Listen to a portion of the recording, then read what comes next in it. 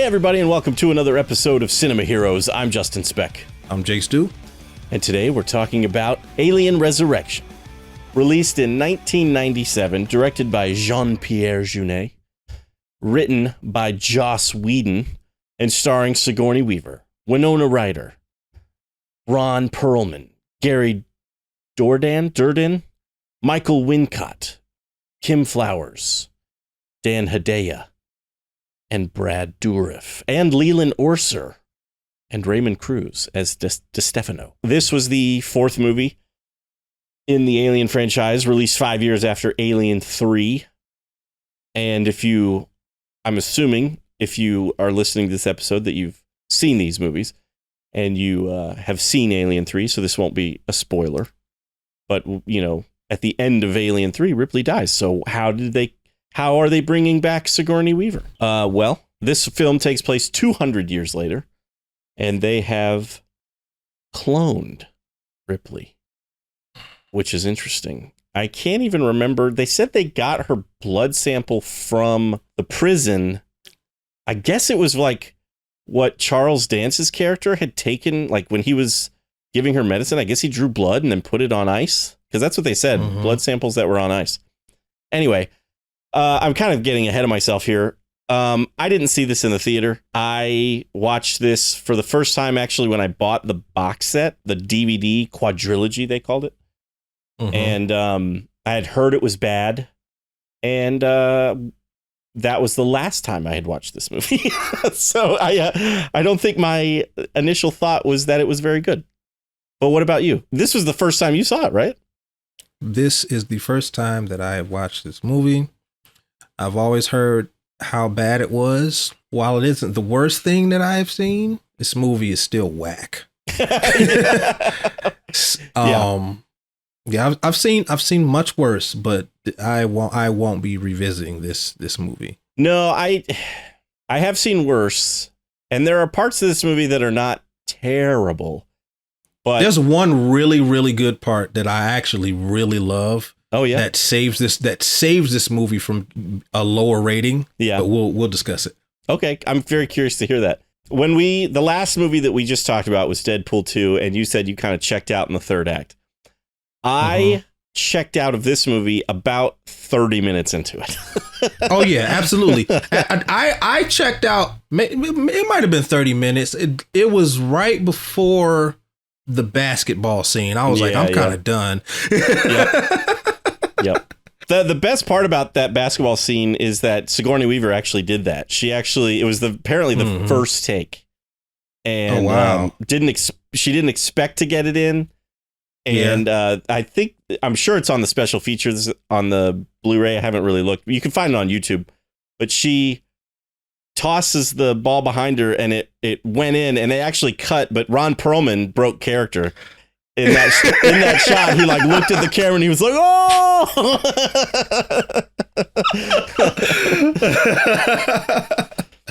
That's awesome. Yeah, it was pretty great. And then I don't know, I can't remember if they said in subsequent takes if if it was like she only got it that one time. I can't remember, but that, yeah, she did that for real, and it went in, and everybody was shocked. Which is pretty cool. Yeah, that's awesome.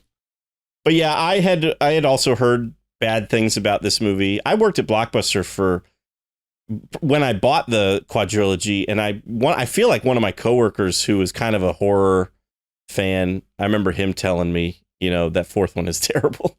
And I watched it. I don't know why I remember this, but I remember watching it on a portable DVD player, like while my family was on vacation visiting other family members in Michigan. And I know I finished it because I remember the crazy creature at the end of the movie, which we'll get to, but I had blocked some of this from my memory. Because I completely forgot the whole Winona Ryder reveal, that she's actually an android. I completely forgot about that.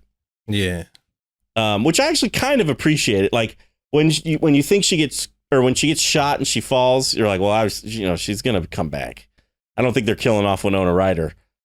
Yeah. It was also the way that she like fell and died. stuff. Like yeah. it was so it was they didn't play it up or anything. I was like, yeah, she's coming back. Right. Yeah. It wasn't. Yeah. Other than the French guy, Vries, I think his name was, the guy in the wheelchair. He's the only one that had like an emotional reaction. That had a reaction to it. Yeah. He was like, no, but everybody else was just like, all right, moving on. So it was pretty evident that she was coming back. And then when she does come back, part of me was like, okay, so how did she survive that? And then it was revealed that she's the android. And I was like, oh, that's kind of cool. And then I thought, so this tells you how I checked out, which this might even be before the 30 minutes because it was after the basketball scene because she learns that she hears the name, Winona Ryder hears the name Ripley for the first time in that basketball scene, and she has a reaction to the name. There's a scene where Winona Ryder is getting drunk with Ron Perlman and Gary Dourdan. I don't know how you say his name. I like that actor, but the only other thing I've ever seen him in is CSI. He was on like a bunch of seasons of the original CSI. Yeah. And I've never seen him. Yeah, he was one of my favorite characters in the original CSI. Yeah, he was good. I liked him on CSI too. And I like him in this movie too. The first thing I saw him in was A Different World. Oh, okay. I didn't realize he was on that. That's cool. Yeah, he was Freddie's boyfriend for like 2 seasons. Gotcha. But anyway, so Winona Ryder's getting drunk with them, and it's very obvious because she they kind of yell she spills the drink and they get mad at her and they yell at her and tell her to leave. And she kind of stumbles out. And as soon as the door closes, her demeanor changes and you realize she was just pretending to be drunk. Completely missed that when I watched it the first time or watched it last night. Because once it's revealed that she was an android, I was like, wait, hold on. What? So androids can get drunk? And so then I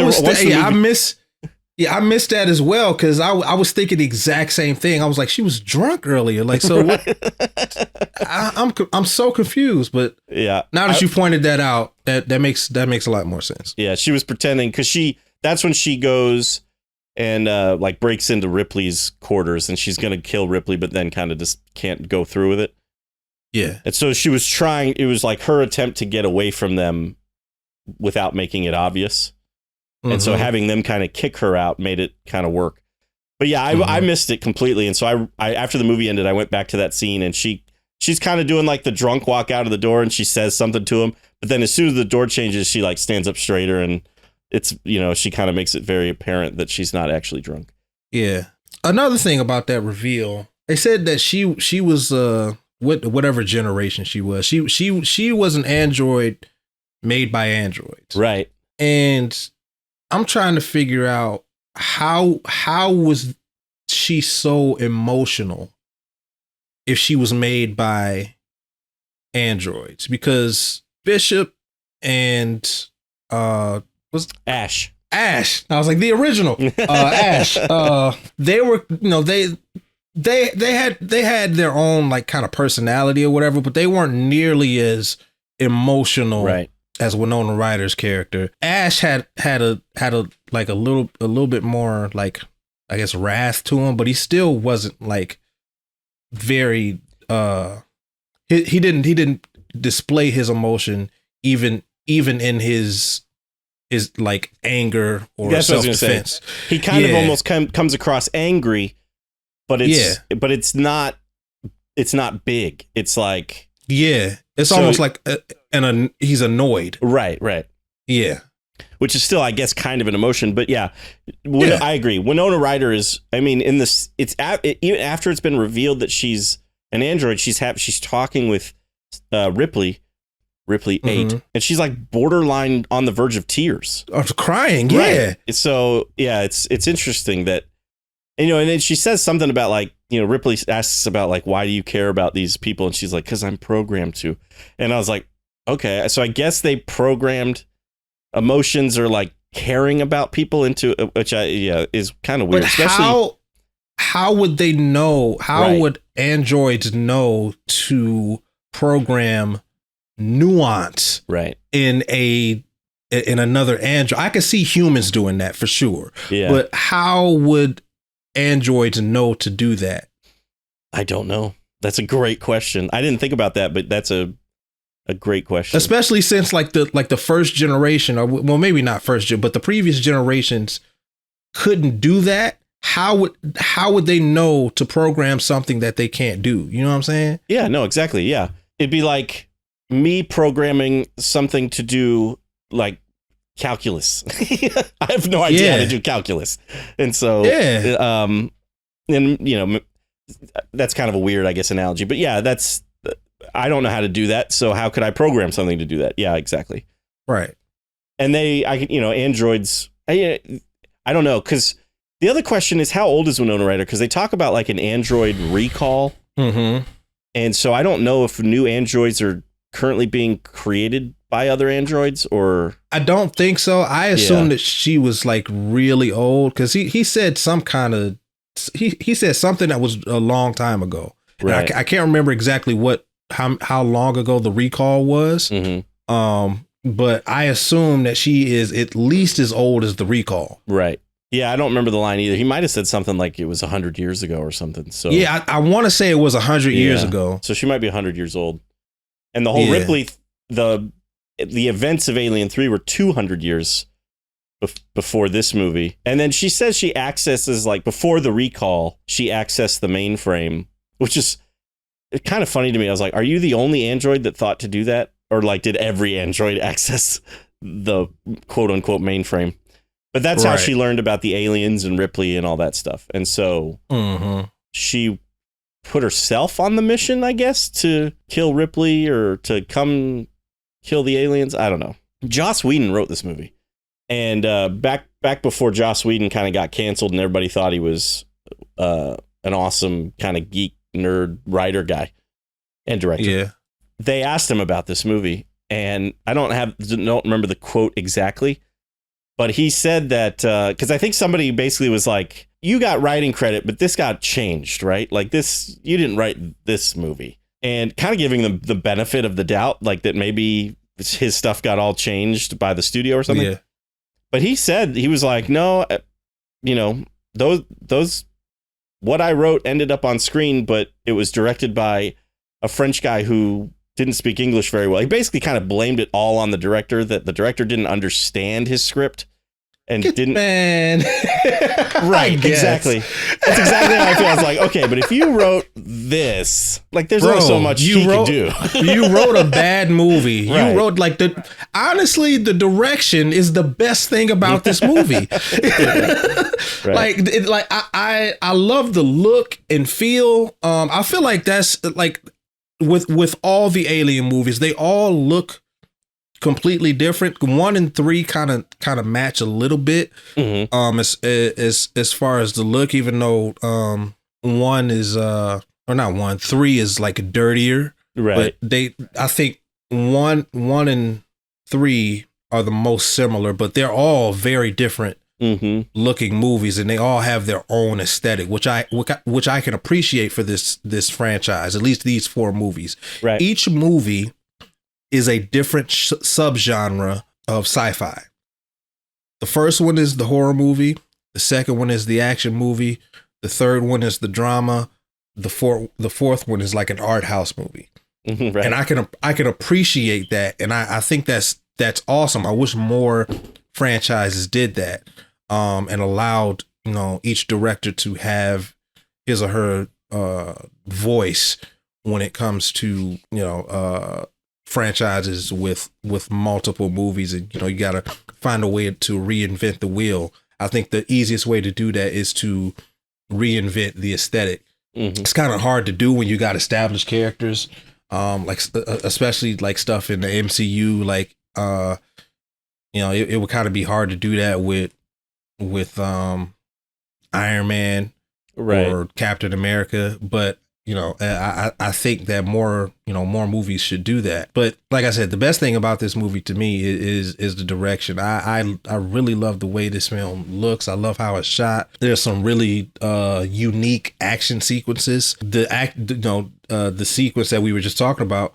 when Winona Ryder dies, that's my favorite scene in the movie. Like I love how that scene is shot. I love when we see the aliens swimming in the water. Ron Perlman, it like flips upside down. It's like, oh, it's just right. That scene is awesome. That's like the only awesome scene in the movie. Yeah. So I wrote down alien swimming because I wanted to remember that and ask you how you felt about it, because I was curious if you thought, I think it was a really cool addition. It was something we hadn't seen with the aliens before. Mm-hmm. And so seeing them be underwater and swimming towards our crew was really, really, I thought, pretty cool. And then again, the effects are not great, but it was the 90s, and so we can kind of forgive it. I think the effects in this movie are inconsistent, because in that scene, the xenomorph swimming looked fine, but when it came out of the water, it looked horrible. Right. Yeah, and when it's like it's out of the water, when it's like kind of climbing towards, I can't remember their names. Gary Dourdan's character and Christy. Okay, yeah. When it's kind of climbing towards Christy and Vreese or whatever his name is on his back. On his back, yeah. Yeah, Vreese. That xenomorph didn't look great, but you're right. Underwater, it wasn't terrible. And it might have been because it was so quick. Right. Because you only see it for like maybe a second. Yeah. But, it looked fine to me in that 1 second. Yeah.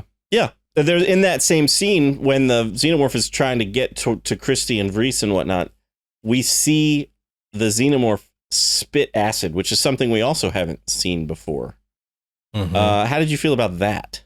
It would have been cool if Christy, it should have eaten through his skull. Yes, I agree. That's my big. So I don't know how I feel about it. I don't know if I love the idea of them being able to spit like that, because I feel like we would have seen that before if that was possible. Yeah. But I agree. If they're gonna do it and it hits Christy in the face, his face should have been like eaten away, basically. Yeah. And it wasn't. It looks like he has a burn. Right. That's and his eye gets a little burn. So it's like it was not nearly enough. Yeah. And then it would have made more sense too, because Christy sacrifices himself in that scene.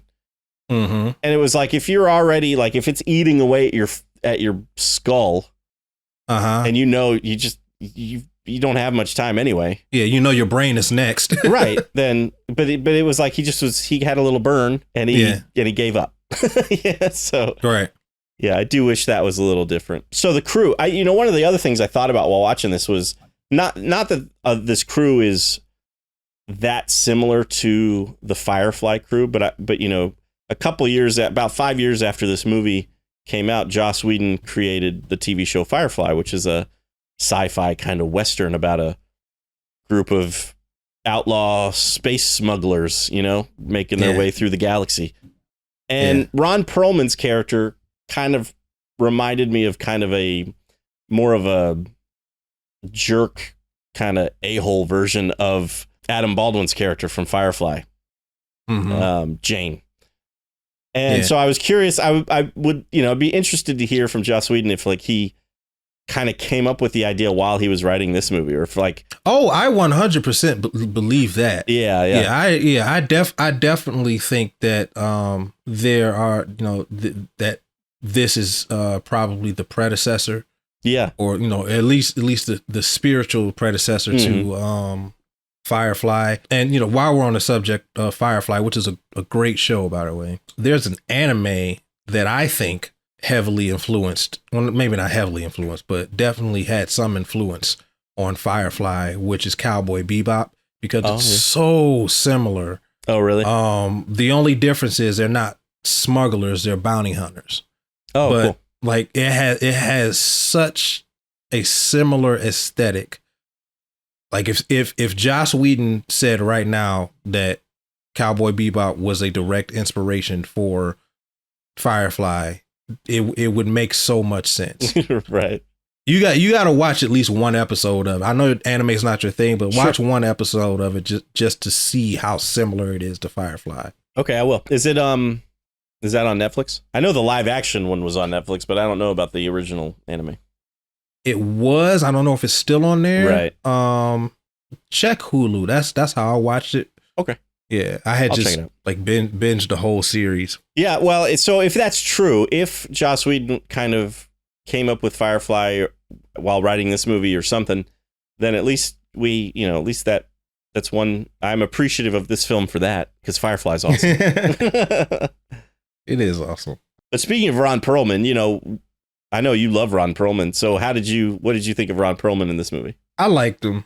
I didn't love him, but he was probably the only character that I really cared about and that kept this movie interesting. I guess you could say Winona Ryder too, but that like after the twist, she became interesting. Right. Yeah, that's true. But yeah, he's largely the only character that I really enjoyed watching. I didn't like Sigourney Weaver. Like she was absolutely phoning it in this whole movie.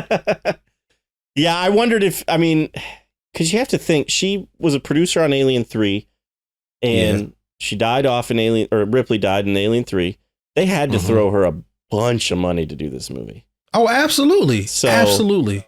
But I agree with you. I think she's playing it okay in the beginning because it's the whole, she's a clone kind of learning to be alive, essentially.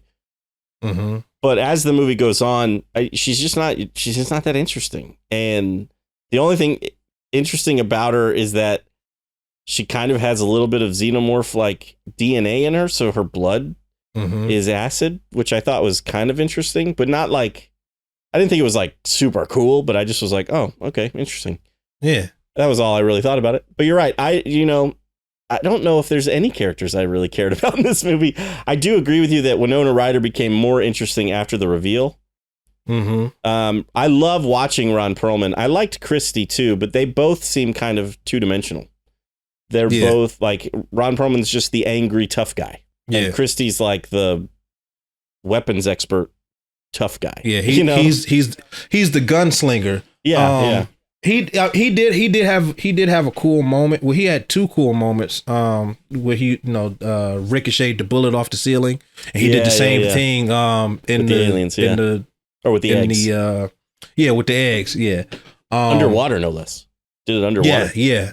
Though that moment was cool, but again that was part of that really cool scene. Like that whole scene was awesome. Yeah. So I liked Ron Perlman in the movie, but I also, I think most of the characters are forgettable. I agree. I had forgotten that Vries was even in the movie. Once he showed up, I was like, oh yeah, that guy. Because he's also in Amelie, which was directed by Jean-Pierre Jeunet. And I remember I had seen Amelie before I saw this movie. So when I watched this for the first time, I was like, oh, that guy's in Amelie. I didn't remember. I forgot that Gary Durden was even in the movie until I started rewatching it. So it was just, the only person I remembered was, well, I guess I remembered Sigourney Weaver and Winona Ryder, obviously, but was Ron Perlman. He was the only actor that I remembered being in this movie. Even Dan Hedaya, who I think is a great actor, I think was miscast. Either that or he was not written well, because he's supposed to be this general and he just doesn't. I think Dan Hedaya can be authoritative. I found him goofy. I thought he was like a goofy general. I hadn't even realized that until you just said something, because I'm looking at IMDb right now. Oh, okay. I'm thinking of a different character. I'm thinking of Raymond Cruz. DeStefano. Yeah. No, he was fine. I liked him, and I even liked that they included him. He kind of, when he first shows up, he's just kind of like a random military guy that's there with one of the scientists, kind of almost like not a bodyguard, but like almost just like a guard kind of. Yeah. And then he ends up becoming, part of the team to survive, essentially. Oh, we got to talk about Brad Dourif. So Brad Dourif. I was just looking at it. Yeah. Brad Dourif is an awesome actor, and he can play creepy really well. And he plays creepy in this movie really well, in the beginning especially. He is quintessential mad scientist. When he's making faces at the xenomorph and then he like kisses the glass, you're just like, this dude is something else. My favorite performance of his is Exorcist 3. I've never seen that. I've only ever seen the first Exorcist, actually. I've only seen 1 and 3, and 3 doesn't even feel like it should be an Exorcist movie. Like it only has very little to do with the first one, but it's it's essentially a detective story, which is fine. I really like it, but it's really good. But it has very little to do with the first movie. I don't know if I'd heard that had little to do with the first movie, but I'd heard that it was good. And in fact, I think I'd heard good. Exorcist 1 is really good. Exorcist 2 is bad. Exorcist 3 is really good. I think that's what I heard. Yeah, I haven't seen 2. I've only seen 1 and 3. And Brad Dourif is one of the best parts of I believe of 3. Yeah. He's really good. I think he said recently that if I'm remembering correctly, I feel like I read that he's retiring from acting except for doing the voice of Chucky. He's going to keep doing that.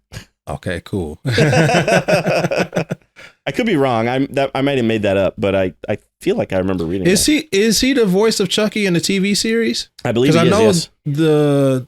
In the movie it's Mark Hamill. Oh yeah, in the remake, yeah. But I think I thought he was on the TV show. I could look that up, I guess. So he's retiring from screen acting, not voice acting. Right. Yeah, he is Chucky in nice. The TV series. So speaking of that scene where he's making faces at the xenomorphs, this actually comes a little bit later, but a scene that I appreciated because I just thought it was smart. I'm curious how you feel about the intelligence of the xenomorphs, but there's 3 xenomorphs in this like room that they're monitoring, and 2 of them decide that the way to get out is by killing the third one so that the alien's blood will eat through the floor and they can escape. And I thought that was actually pretty cool. And it was cool too seeing Brad Dourif's reaction to it, because he was like, just the hubris, I guess, they were like, we know what we're doing. We can contain this stuff. We're going to train them. We're going to they're going to be tamed. And Ripley's like, you guys are insane. And then, of course, the aliens break out. I'm not crazy about it, but Ripley is like these things' mother, right? So I'll accept it because of that. Okay, that makes sense, actually. Because I'm not a huge fan of it either. Like, I don't mind that scene where they attack the third one and get out. That seems like it, I buy that. Mm-hmm. I don't love the scene where then it shows one of them in like that control room, and there's a military guy in that room, and the xenomorph hits the button to have like the cold frost come in there. I was like, all right, no, we're getting a little overboard now. Yeah, you may as well have the thing talk. Exactly. Makes me think of Jurassic Park 3. I know this is a dream, but the whole Alan. Oh, Alan. That's what this movie should have had. It should have had Ripley dreaming and a xenomorph going, Ripley. Not really. Super creepy scene with Ripley finding that room with all the failed Ripley clones. Man, that was so creepy. Yeah. So, bad parenting moment. My kid was watching this movie with me. My son was watching this movie with me, and when it got to that part, I was like, yeah, you definitely can't watch this. Because it, obviously it was a little bit of nudity in there, but it was just so disturbing. It was, yeah. And I thought it was interesting how, because when they clone Ripley, like, they're not actually all that interested in Ripley. They want the clone of the queen alien was inside Ripley. Right. And so I thought it was really interesting to see some of these failed clones, and like the one that has like the human body, but like the xenomorph head, I thought was kind of interesting. Yeah. But then when she sees that Ripley that's alive on the table and is like, kill me, you're just like, that is messed up. Yeah, that is really messed up. That is like some Cronenberg type. Yeah. And then if I was ever, if I'm ever asking you to kill me, please don't use a flamethrower. Like, do something a little faster than that, Right. Like, I don't want to burn for 30 seconds before I die. Right, exactly. Like Winona hands her the flamethrower, and my first thought was like, no, don't do that. I was just like, get a gun or something. It was just, I felt bad for that. They do that in another movie in this franchise. So we haven't gotten to that movie yet, but I guess I forgot all about it. So yeah, that was a fun scene. All right, well, we got to talk about the... Oh, no. Do we have to talk about it? Yeah, I feel like we do. In the third act, this is where... I mean, I had already kind of checked out of this movie, like I said, but this is where I really check out of this movie. Brad Dourif is still alive. That was part of something else that I thought was... I kind of rolled my eyes at. It was so like... It felt like B-movie cheese. Yes, it absolutely did. And Brad Dourif kind of explains that, Ripley has some alien DNA, but the Queen has some human DNA. And so the Queen, even though the Queen has already laid all these eggs, the Queen is about to give, has either partial human reproduction organs or something, and is about to give birth to this human alien xenomorph hybrid thing. Yeah. And it is terrible. Absolutely. I hate how the thing looks. I hate the big long tongue that licks Ripley. It's just so weird. But I really hate how the thing looks. I don't like they tried to give it like human eyes and almost kind of like human teeth, even though they're sharp. But like this really, it had a xenomorph head and like this kind of like cottage cheese body.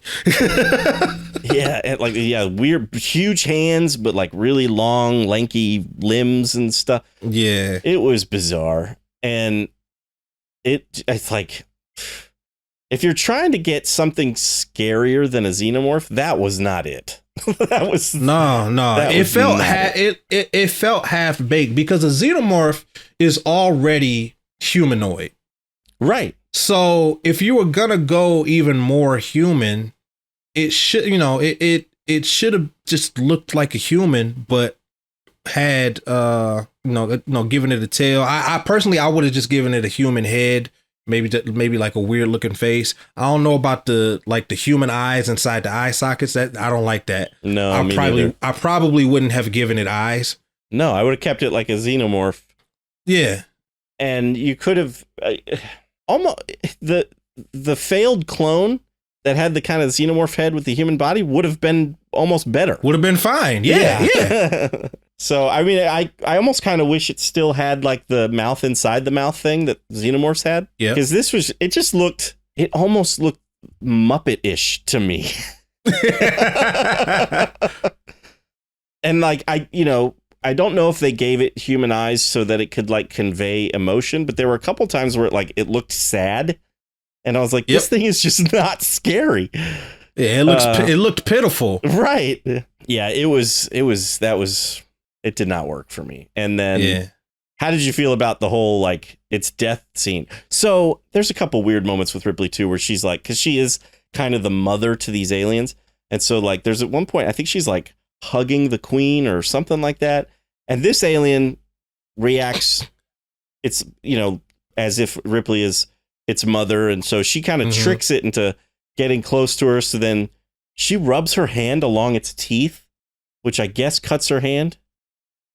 And then she flicks the blood at the window, and that causes a hole, which then, because they're in space, starts sucking everything out, and the alien gets caught on it, and its insides get sucked out of its body before all of it being sucked out of the little hole into space. It was weird. It was weird. I didn't like it. No, I don't know how I would have. Well, that creature just wouldn't have been in this movie if I had been behind this movie. But if I were told to rewrite that scene, I don't know what I would have done to make that better, but I just know this wasn't very good. Nope, not at all. I do like Jean-Pierre Junet's direction. I know we touched on that, but I want to say like he uses like what I think is wide angle lenses, but like really close up on people's faces, which looks really cool in certain shots. Yeah. Like there's a scene with Christy with Gary Durden's character where he like either turns towards the camera or the camera pushes in on him or something, but it gets really close in his face. And it just, I thought it looked so cool. Yeah.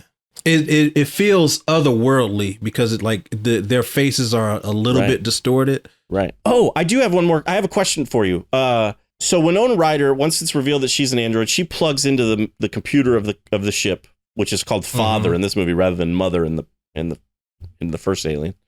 And they might even call it Mother in Aliens. I don't remember. But she plugs in and she's like, we've used too much energy for whatever. I can't blow up the ship.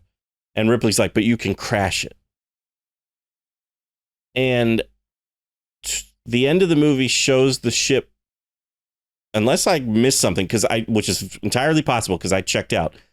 It shows the ship crashing into Earth, right? Mm-hmm. There's a huge. I mean, we're seeing Earth from like space. There's a huge explosion. I'm like, they just wiped out like an entire continent with this explosion.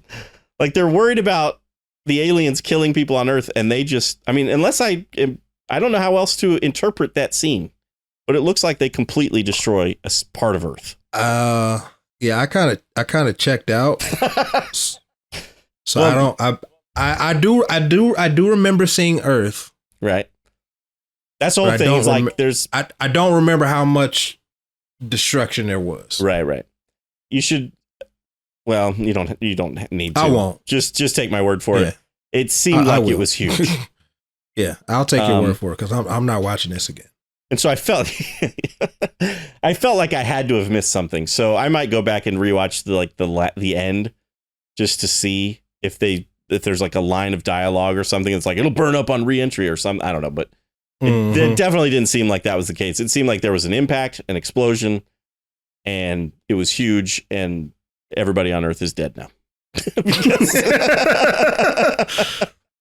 I don't know. Maybe Earth is not as inhabited as it is now. You know, maybe that far in the future, because Ron Perlman, does say that Earth is a crap hole. I can't say the word he said. So I'm wondering if like a lot of people have kind of abandoned Earth, but still, I mean, if that was the case, then why not? I mean, who cares? I don't know. I mean, I guess because there are still people on Earth. I don't know. It was just a huge explosion, and I wondered about that. But no, I could believe that Earth, like you said, Earth is not a great place to be right now. And yeah, people have abandoned it. In Aliens, they were like starting colonies and they got prisons in space. So I mean, so there are probably a significant amount less people on Earth. So I guess we'll go with that. All right. Well, we forgot. We didn't even mention Michael Wincott. He's not in the movie for very long. I like Michael Wincott as he's like the captain of the crew, but he gets killed pretty early on.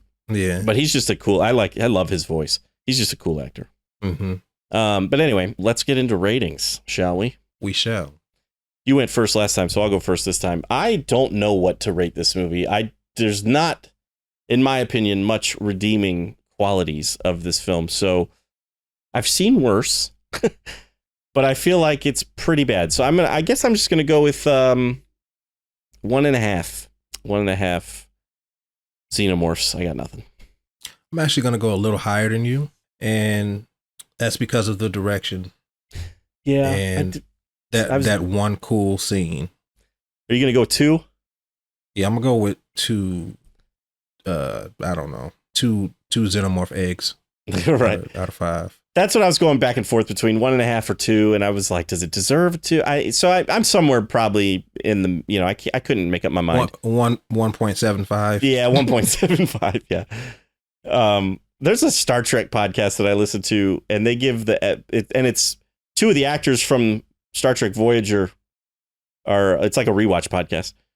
Mm-hmm. And they rate the episode at the end, and one of them usually gives it a pretty solid, 1 to 10 out of 10. Like he doesn't go with the 0.5 or anything like that. But the other one will be like, I'm going to give it a 7.3. And I'm like, that annoys me so much, because what is the difference between 0.3 and 0.4? Right. Yeah, exactly. I can understand half stars completely, but when you get to like 0.3, 0.6, it's just like, why? Right. Yeah, so I thought that was funny. Well, we'd love to know what you think of Alien Resurrection. You can always let us know at cinemaheroes.com. You can follow us on Instagram and comment on any of our posts. If you're watching this on YouTube, comment down below what you think about the movie. Give the video a thumbs up. And subscribe to our channel if you haven't already. I think that about wraps it up for this episode, though. I'm Justin Speck. I'm Jay Stu. As always, thanks for listening. Thanks for subscribing.